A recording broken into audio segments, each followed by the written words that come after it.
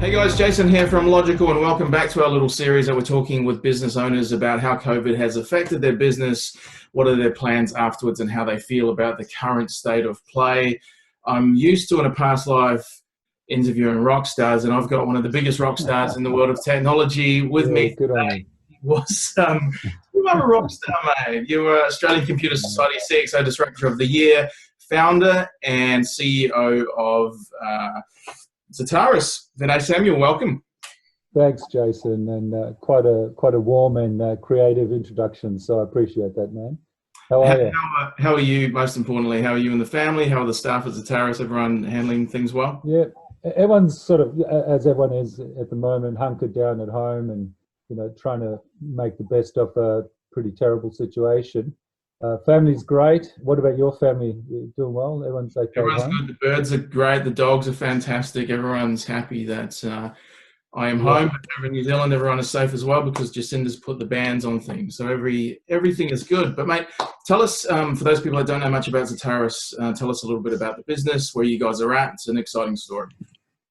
Yeah, so we started about 5 years ago with the idea that, data warehousing, creating data lakes, creating data marts for analytics, where companies bring data together from different parts of the business.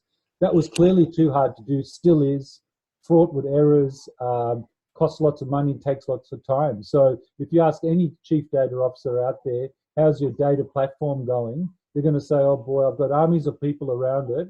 We're trying to clean the data and trying to create this thing that is really hard to do. So we said, what's wrong with the data platform? And the conclusion we came to is that data platforms simply don't work. They can't keep up with the business.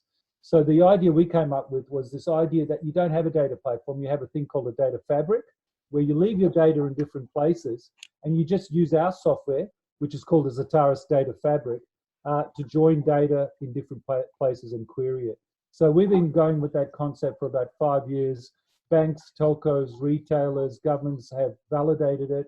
And we've just signed a global distribution agreement with a large tech vendor, which we'll be announcing shortly. So things are, going great guns, mate. Yeah.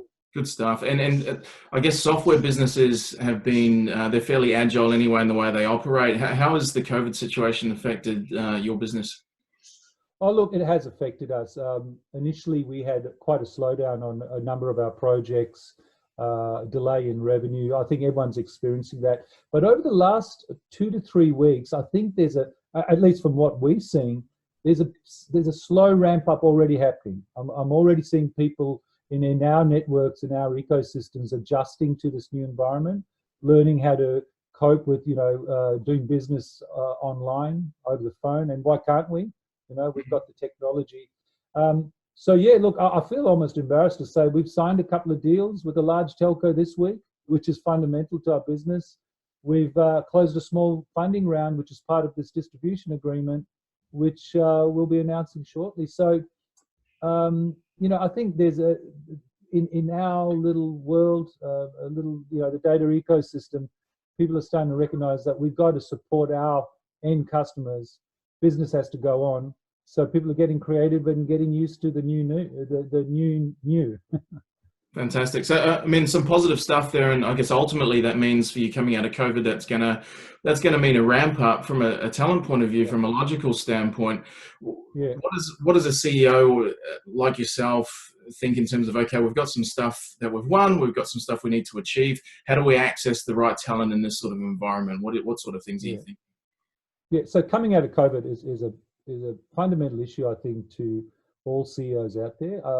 If you look at research done, by the likes of McKinsey, Gartner, and whatnot, the winners are the people who take the view that this is short term. And what I'm talking about, research on how people react to crisis, right?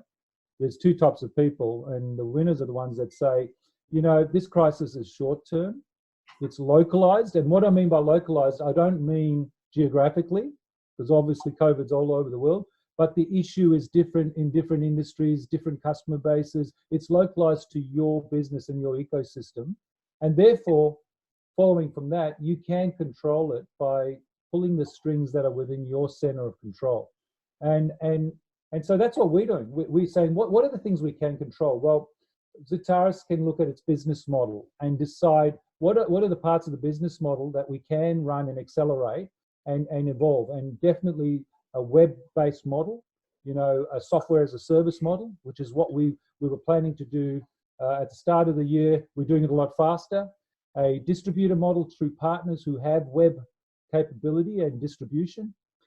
So look, that preparedness for post-COVID is all about having this attitude that post-COVID is going to come. It's going to come quicker than any one of us can. So what are the things you can do now? We're looking at our strategy. We're looking at what the partner strategy is, what's the business and functional strategies we've had in place. What can we drop up that are too heavy? Now, in terms of ramping up staffing, we were really lucky not to have to outplace a whole lot of people, and that's mainly because the business has got a sense of robustness in its recurring revenue, and also customers, great customers, which, look, I'm going to call out Telstra. I've got to call them out because they've been fantastic to us, from everything to do with helping us with the way they're paying, but also just helping us help them and support them better in this new model. So customers coming to the party. So we will stick to our current kind of planning in terms of ramping up, and definitely we need to look at how do we bring people on who are the right people, who are the people that can work, assuming that parts of this current environment are going to be the new. So I sense that it will be, this ability, people who have ability to be diverse in their skill set, so have a range of skills, be able to not just do one thing is what we're looking for. People who can articulate more than just their domain, so they can get involved in different parts of the business. That's part of the diversity piece. We're also looking for people who can actually interact in a distance way. Well, if distance is the new thing, then we want people who know how to do that and navigate that. And the way we are identifying candidates, there's two things. One is the number one thing for me in terms of how we're approaching identifying candidates is to obviously use people who are connected to people who are the advisors, the introducers. Someone like you, Jason, and this is not an ad for you, but I'm talking to candidates out there. How do I position for my next job or get a better job if that's what you're looking for? I think the first piece is to find that person or that organization that is the hub in their industry. We find people through you. You find great people for us. It's hard to keep track of who's out there, who's good, who's real.